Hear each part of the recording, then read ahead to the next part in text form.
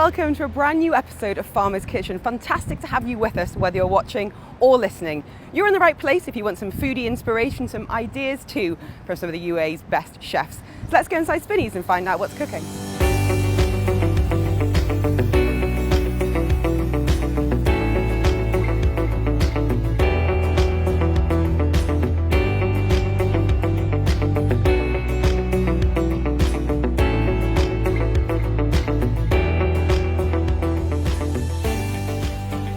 Series, we cook up a storm using Spinneys ingredients from the organic, free range and free from range too, before taking them to the kitchens at the Hyatt Regency Dubai Creek. Some of the UAE's most brilliant chefs are waiting to transform them.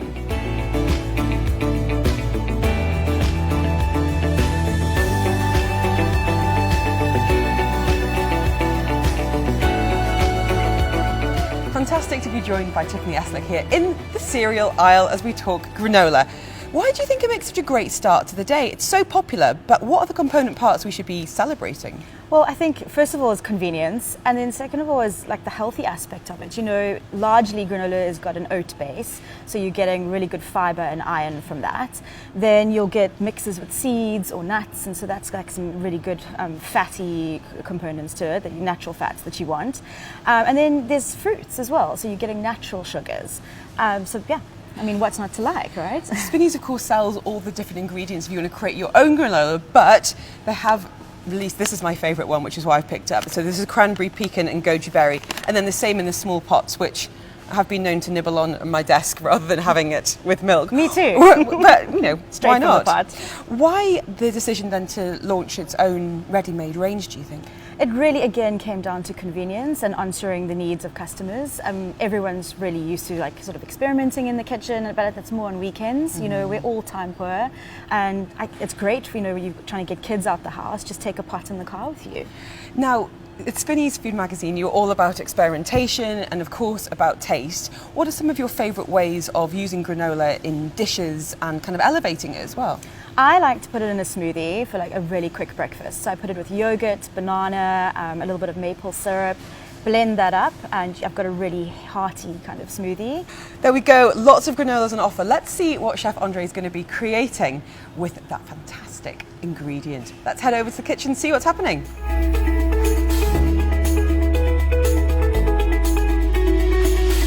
So we've been to Spinneys, we've got our ingredients, we know everything that we need to know about them.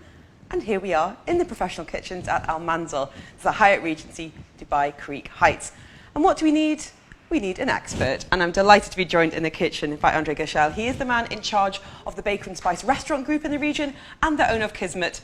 Spare your blushes, arguably one of the hottest restaurants in Dubai. It's right next to Dubai Opera. And I don't even know how to describe it. How do you describe Kizmet? Well, first of all, I love the introduction. It's a very daunting, all those titles. But Kizmet is sort of our new baby from the kind of Baker and Spice group. And I think all of us wanted to explore something that was a little bit more refined, a little bit more elevated. And so we opened up this restaurant just in front of Dubai Opera. It's 80 seats. It's small. It's on 2 levels.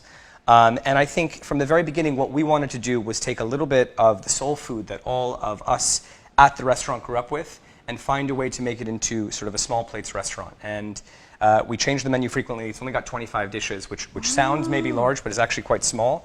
And we literally have a picture from one of the first days that we started cooking where everyone had to lay out their passport, and there was literally 27 different colors. And that translates the menu? Yeah, 100%. I just thought that was such a rich canvas to start with from a food perspective, and that's why it was important to us, and that's sort of the direction. But I would say globally inspired soul food is sort of the 3-word coin that I use. Andre himself is a native New Yorker, French parents, and a passion for pastry, of course. Baker and Spice famed for that wonderful breakfast selection, and Kizmet has a really, really delicious breakfast menu. So who better to guide us through the best meal of the day? I'm a passionate breakfast person. Since having kids, dinner is no longer an option. I hear that often. Either they're with me, or we have to get a babysitter. So now social occasions tend to be going to someone's house for breakfast or going out for breakfast. If you're eating at home, what would you normally have to start the day with? You know, the truth is, I think it's funny because I think for parents and chefs, breakfast is sort of a luxury. It is. You know, like I joke about, I can tell you what is in any chef's fridge anywhere in the world, and it's mostly like mustard, you know, 1 package of flour, maybe some cold cuts, and you know, a cheese that's mostly an experiment and 50% cheese at this point. Bit science, yeah. But I think that, you know, breakfast is such a luxurious time for me, and I literally like the most simple breakfast, which is just bread, butter, and jam. I think it's time to put everyone out of their misery, Andre, and reveal what are the 3 dishes we're making for our breakfast special on Farmer's Kitchen. So we're doing 3 pretty simple sounding, but in fact actually ambitious dishes that you can do completely at home. Obviously with Spinneys ingredients. We have the green smoothie, which is the first dish that we're going to be leading into. So whizzing them some fresh ingredients up. We've got a juicer and a blender here. We're going to be hearing them in action very shortly. 100%. What about our tray with all of the ingredients, with the pistachio, the honey, the orange zest? What's going on? So we have a lovely granola that we do at Baker & Spice, and the great thing about granola is it's got a good shelf life, and once you make it and mix it nicely, there's a bunch of different applications for it, but we're doing a very particular, distinct one where we're doing it with apricots, white chocolate, and candied ginger. Oh, honestly, 3 of my favourite things. I'm absolutely delighted about this one. And of course here with our fresh Zataar, with our yeast, our T55 flour as well, what's coming together with the apricots and the sesame? So we're going to be doing sort of an artisan-style bread loaf. And when I say artisan, it's because we're doing all of the fermentation ourselves. And I love this recipe because it's a no-knead recipe. So no muscle power required? Very, very little. Literally just mixing and placing. And it's also the type of thing that somebody can do at home. But it does require one very essential piece of kit. And this is, I think, every kind of like anyone who grew up with a grandmother that cooks or a grandfather that cooks or anyone that really cooks a lot has a beautiful cast iron Dutch oven. And these are extraordinary pieces of equipment. They're quite heavy large. casserole here. Let's have a little clunk. There you go. It is properly heavy, and I like it particularly because the seal here on the outside is what allows us to create almost a mini bread oven within your oven. And so what happens... So you don't need to go out and buy a gadget that you're never going to use? No, some people buy a pizza stone, some people buy you know, different types of ovens, but this is really all you need. And because of how tight the lid is, what happens is that the steam inside and the liquid that you get from the yeast helps us sort of create that bread structure. We get the crust. And that's it. Yeah. Brilliant. Let's get cooking. Let's get our bread out of the way. We're going to be making that shortly. Yep. We've got everything we need for our smoothie. So what let's I'm just gonna, recap. We've got spinach. We've got broccoli. Is there anything I can be doing, Chef? I want you Yeah, to put I'm me to going to work. immediately deputize you. I'm going to tell you to I always hand knives like that. Can you do me a favor and let's quarter 2 apples to start. Do you want cores? No cores on this, no seeds. We really want to try and put almost everything in. And the other interesting thing about this recipe as I lay out the ingredients is it's important to see here, Helen, that we're putting the entire lemon in, skin and everything. Wow, and what do we get from that? And what we're doing is it's balancing the citrus flavor, obviously. And what we're going to do first is we're going to take the spinach, the apple, and the broccoli, and we're going to separate those ingredients out. So I'm going to just put them over here, and that's going to go into the juicer. The lemon and the apple I'm going to put separate. And the apple as well, we're keeping the skin on too. Yes, that's correct. Lots of Everything fiber is skin on. No issues in terms of putting the skin on. Everything goes in. The only thing that you need here is both a juicer and a blender. Okay. And it's literally that simple. We have a bit of honey on the side. It's to taste. Some people don't want any Some people sugar. don't need it. Depends on your palate and how much sugar you have day to day. 100%. So apples have been quartered, no core, but with the skin on. What's next, sir? So what we're going to do is we're going to put the apples into the juicer one by one. You're just going to put it on the first level here and start feeding those in. And then we're going to put the spinach and the broccoli. So all of this lovely ingredients that we have here that go into this green smoothie are going to go in right now. Lemons and avocado will go in second. If you want to help me, I'll deputize you here again. Okay, here's the thing about me and avocados. Okay. They're a stranger to me. Okay. I don't know what to do with them. So tell me, first of all, about choosing an avocado. When is the best time to buy? What do you feel for when you're looking on the shelf? So look, I always like buying avocados that are a little bit hard still because I don't know if necessarily I'm going to go home and eat them. If you're going to go home and eat them right away, obviously choose something that's a bit softer. I want to see how much skin there is and if there's fruit kind of pressing up against the skin because it is a fruit and that will tell you there's a good amount of meat on there. Okay. So what we're going to do is just quite simply cut those around. You're going to feel for the pit with the base of the knife. There we go. Okay. And then go all the way and yeah, mostly tease the avocado around the blade. Perfect. Okay. And then you're going to twist. Twist? Yep. Twist it around the pit. That's it. And here's one of my favorite tricks and you'll do this on the next one. You're literally going to just whack it, and that's it. So the knife goes into the stone, you twist it, and correct, out it and pops. That's it. And then what we're going to do is scoop out that avocado. I'll grab a spoon over from here for you. so that's nice and easy. And that is it. And as we do that, I'm going to start juicing these apples for you. And where do you want your avocado, sir? Just in here? Yep, you can just put it right there. That's perfect. We're going to add that actually after we juice the apple, the broccoli, and the spinach. We're going to add the avocado and the lemon and the honey to the blender, and then everything goes together. Right, I've got some more apples for you, sir. Yeah, going great. into the juicer. Can I ask you about lemons? Yeah. We use them a lot if we're chopping apples, but we don't want them to be discoloured. Will that make an impact here? You know, it does Just more for on taste? flavor, really, than anything else. And I think that's sort of where we're going. Right, it's all in the juicer. Yep. I'm going to blend all of this spinach. Okay, so spinach is going into the juicer. Yep. And what we can do is you want to chop that up into slightly smaller pieces. And then I'll put this last bit of apple. And our broccoli's already done, so that's good. What about the avocado? The avocado is going to go in with the actual mix itself here. Into the blender? Yep, that's it. And I'll just kind of gently go like this. And we have our lemons as well. And we're going to push it down nice and simple. I'm going to do the second avocado for Yeah. you. And it's good to get messy like this. Obviously, I'm sure that it's important to deputize people when you're working in kitchens like this. I think children often. Yeah. They can do And it. even if there's a bit of extra scooping. pieces here, you can put them into the blender because that's going to go well. So it's not going to be too much of an issue. And that greenness is going to help you with the oxidization as well. And putting all the other pieces. And that's it. We're good. Okay. Now, Did you turn this off? and I'm going to go like this. And turn that off. Do you want us to add these now?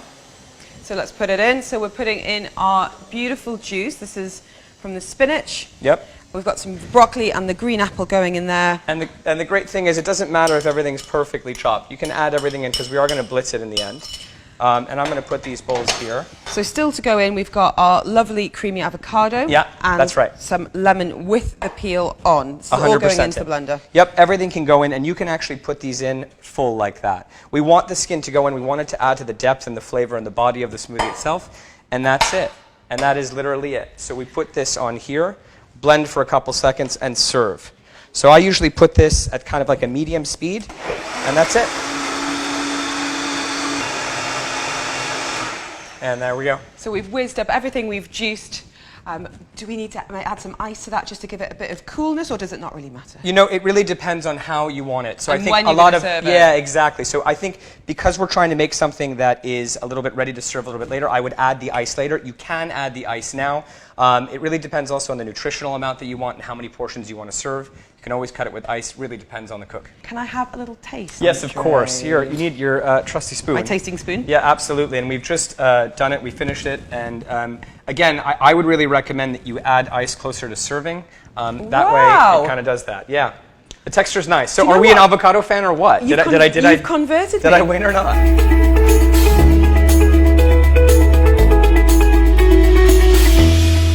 Let's make some granola. Absolutely. So we have for this next dish, again, it's something that, again, we've elevated it quite significantly. And I appreciate you bringing over those ingredients for us. And I'll run you through what they are. Let's have it. This is going to be your best friend for the next part here, which is a mixing bowl. Which I'm going to leave for you right here. And my eye was immediately drawn to the white chocolate. Yes. So again, I'm going to deputize you almost immediately to start chopping up that white chocolate. And you can either use a knife, but another thing that I like to use for a lot of kitchen things like this is you can use that knife for the white chocolate. Yeah, just start breaking it with your hands. And the other thing that is my favorite kitchen hack ever is that scissors are amazing for everything.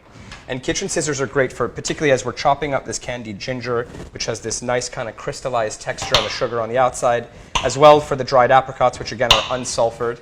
And so what we're going to do is I'm going to steal some kitchen board from you over here, and I'm going to chop next to you. But I love this. So for this chocolate, are we looking for just like a square or shards? How do you want it? So this chocolate is, we're actually going to end at putting it at the very, very end. It's not going to go into the oven with the rest of the granola. No, because it would cut down. I mean, white chocolate is sort of, everyone says it's the not chocolate of chocolates. Yeah. And the reason why I think a lot of people say that is because it's really just cocoa butter.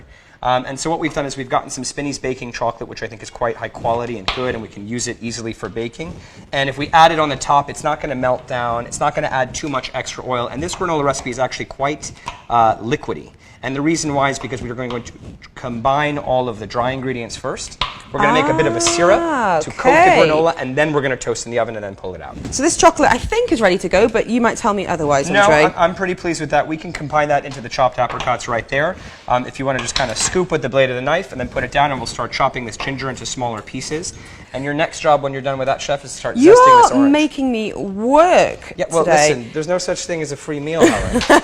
But also, do you know what it's also doing? Is making me feel a bit more confident that I could make this at home. Yeah, this is such an easy thing to do at home, and it's the type of thing you can really do the night before. So we have got medium heat Yep. pan here. And we've combined the coconut oil, the maple syrup, and now the honey, and we really want to get as much of that out. Yeah, you can use Give that me a spatula, no spatula. problem. No problem. Don't want to waste anything. No, not at all. I think you're doing well. You are calm, cool, collected. Thank you have you not had very too many much. snacks on the ingredients. You're doing very well here. I've had a little bit of crystallized ginger. So what I'm going to do is I've taken all of these ingredients off of my baking tray here, and I'm just going to layer this baking tray now. And I'm going to start mixing some of these ingredients in. So I'm going to start with the rolled oats. Helen, if you do me a favor, just keep mixing that in. We want to try and create as much as possible. So we have the rolled oats that we've put in. We have our almond slices, which goes in next. And these are lovely. And we haven't all of this done comes anything prepackaged. to this. No, nothing. It's all ready to go. This is exactly how it came from Spinneys, which makes our lives infinitely easier. So thank you very much for that. Then we have the pistachios. These are whole. We're not going to do anything further to them. I want them to be crunchy.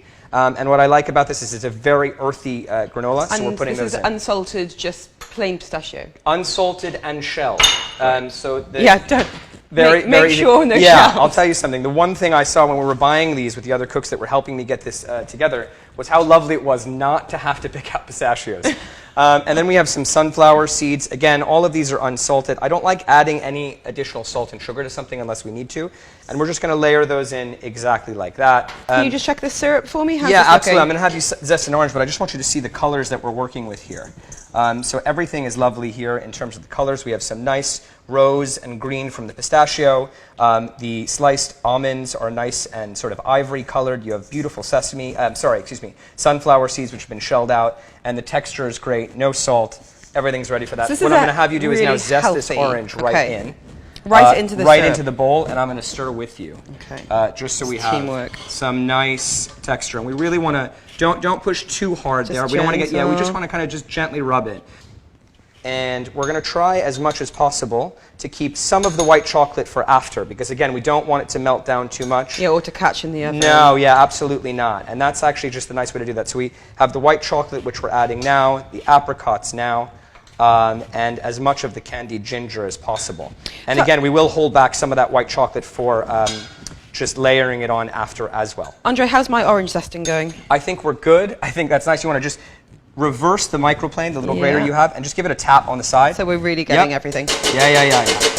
And I think our syrup is nice. And if you want to even use the back of your finger, and you know, we are home cooks at the end of the day. Yeah, it's all right and I here. do have clean hands. And I believe it. I believe it. I want everyone to know that I saw touching... Helen wash her hands like 3 times before we started this. So everything is good. So this is nice. So our syrup has got that lovely orange zest, expertly zested, and it's got coconut oil, honey, and maple syrup. So we're going to put the heat up a little bit to let it reduce down as we combine some of the other ingredients. That's going to heat up nice and quickly. And just to show you all of the dry ingredients that we have in here at this point. So we have the candied ginger, we have a bit of the dried apricots, white chocolate, sunflower seeds, pistachio, and almond flakes. And we're going to just literally add the syrup in about 30 seconds or so when that starts heating up, because it's already been a hot pan, into here. And we're going to add a little bit more of this honey for taste. And that's boiling very nicely. So let's take that, let's mix that, and what I'll do is I'll grab that spatula from you. We want to be a little bit careful, especially when cooking with sugar and heat. Sugar burns are quite serious, and probably one of the real accidents that I'm always sort of conscious of in the kitchen. So we're going to take that off the heat here and let it cool down, and we're going to just pour it straight into the bowl. And what I'm going to have you do, Miss Farmer, is mix. Let's keep the bowl down. Okay. And just mix as I slowly sort of pour this lovely liquid. And this is here, I'm going to just get on this side so we can make sure that we're seeing everything. I'm here for you. Yep. I'm mixing. Beautiful. And as soon as we've incorporated all of this in, we're going to layer it right down onto the baking sheet that we've taken out previously with that parchment paper on it. So now we've combined both wet and dry ingredients. This smells absolutely, and it smells gorgeous. Delicious. And if you've got the sugar syrup that we've created with the coconut oil and the honey and the maple syrup hot enough, it's going to almost release some of the fragrances that you have of the granola, which is beautiful. Wow, it smells so fruity.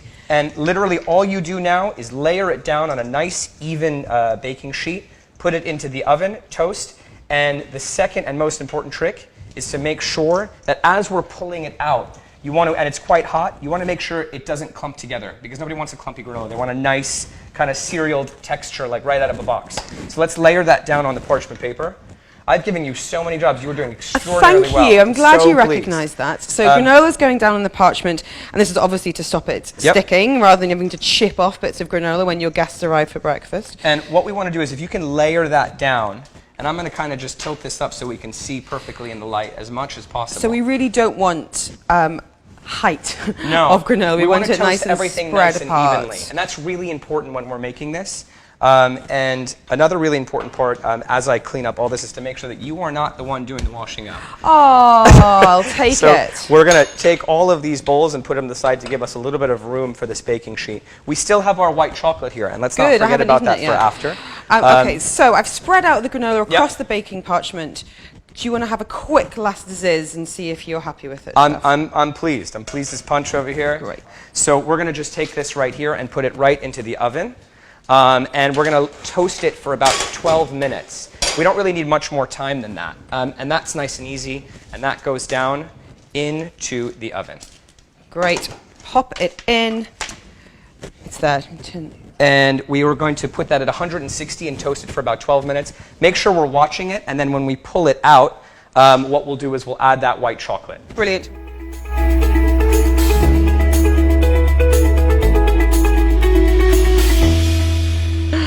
So we have the next sort of batch of ingredients here, and I kind of talked about this before, but this beautiful piece of equipment, which is our Dutch oven.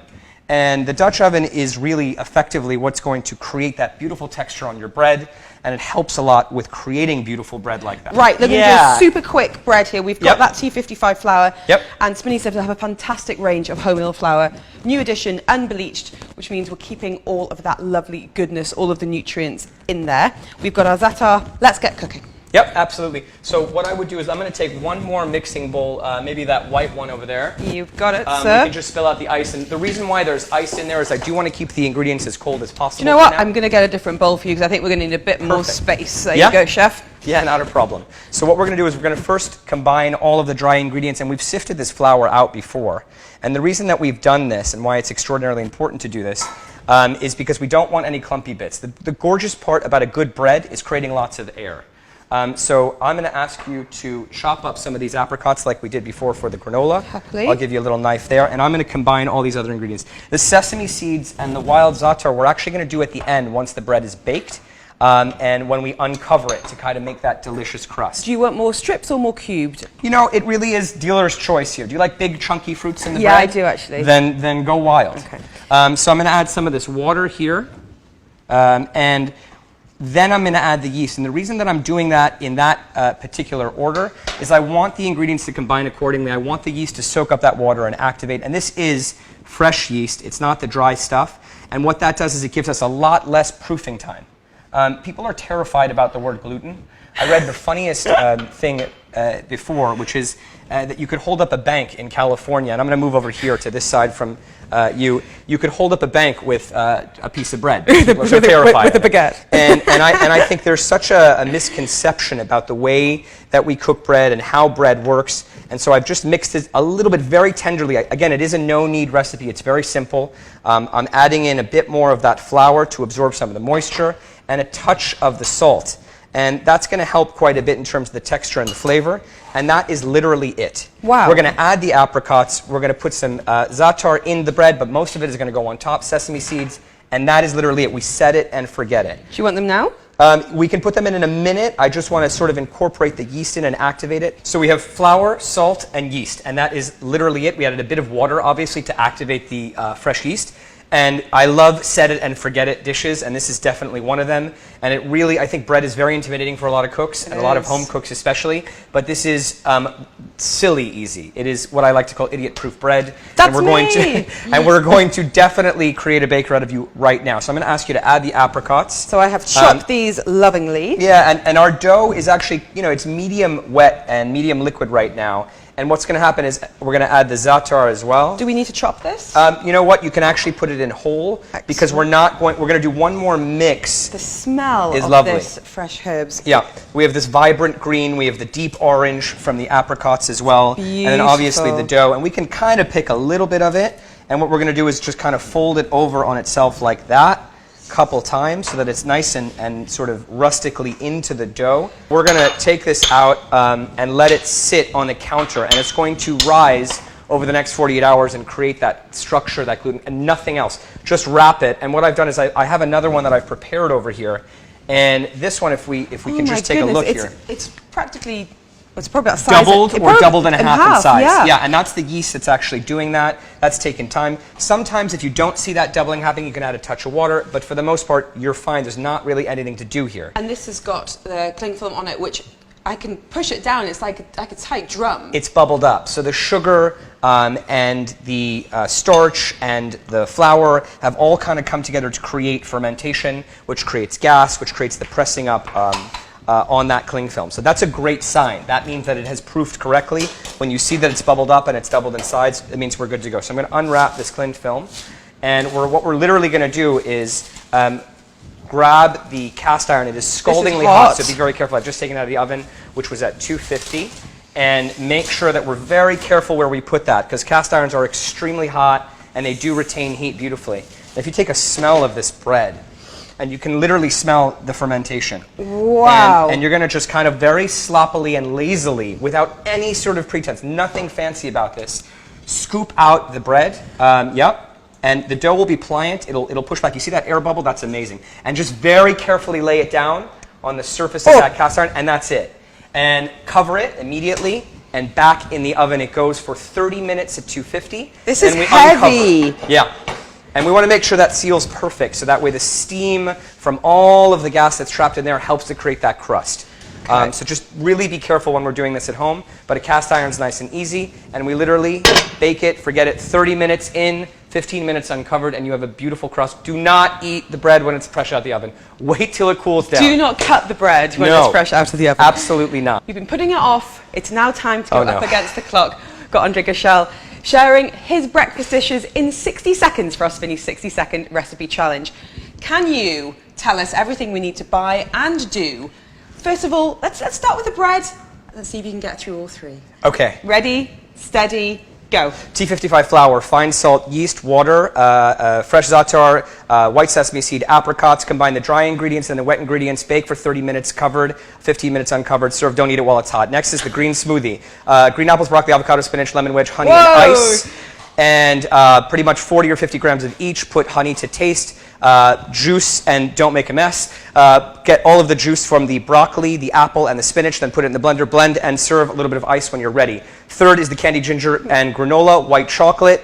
We have rolled oats, almond slices, pistachio, sunflower seeds, coconut oil, maple syrup, candied ginger, white chocolate. Combine the dry ingredients, make the syrup, put the syrup onto the dry ingredients, toast it in the oven, break it down, break it apart, serve it, eat it delicious, yum. Whoa! Woo! 3 dishes. That was not easy. In less than 60 seconds. I think that was way harder than the last 16 years of my career. You I mean, I'm like dying here. A champion. Woo. Fantastic work. And to reward you, let's get some granola out of the oven. Absolutely. So the granola has been toasting at 160, and which is about the same temperature as I am right now after that 60-second challenge. We're going to pull the granola out wonderfully, and again, we have the white chocolate. We're going to put this right here, and I'm going to grab the white chocolate mixture that we prepared before. Beautiful golden color. Yep. And it's quite hot, so we don't want to put it on a plastic cutting board so we don't melt. So I'm going to have you put it literally right there so we don't melt through anything. There we go.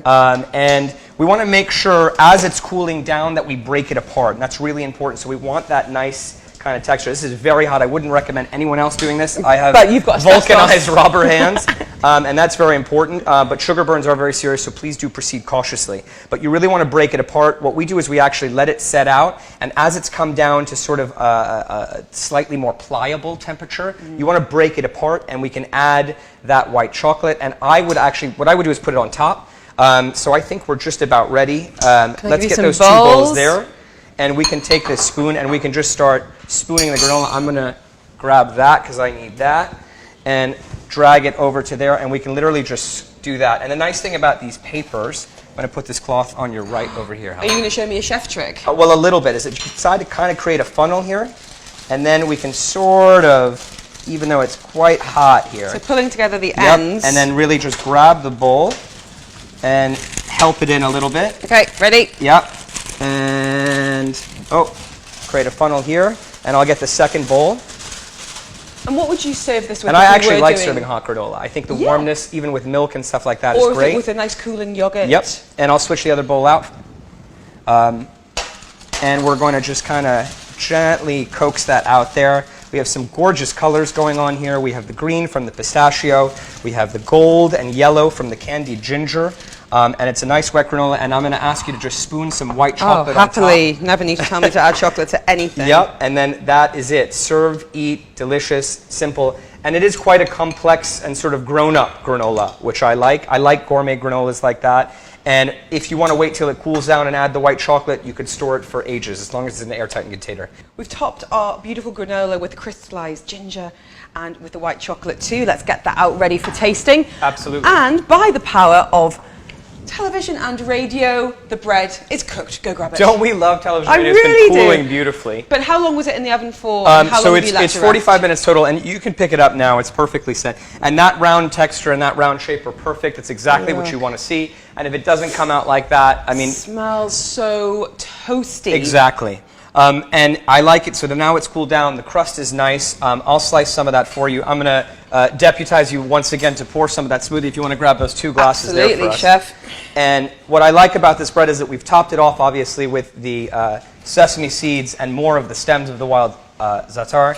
And I'm going to just do a little cross-section here because I like to check. Wow, you're happy with that? You should be. I think the chunkiness of the fruit that you cut perfectly is showing nicely. Thank you very much. much. So I'm going to grab this over here and add some slices. And it's a nice seedy bread. Amazing. And I like that a lot.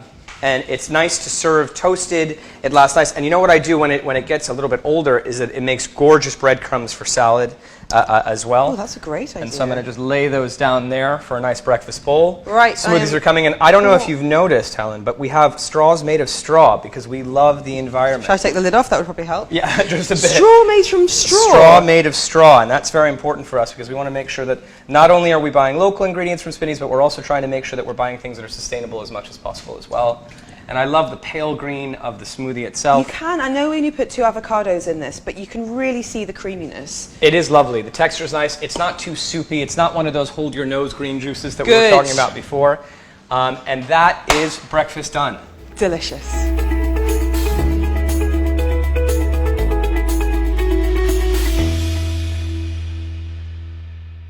Andre, thank you for showing your expertise, sharing some of your recipes, and sincere thank you for feeding me too. It's been an absolute pleasure.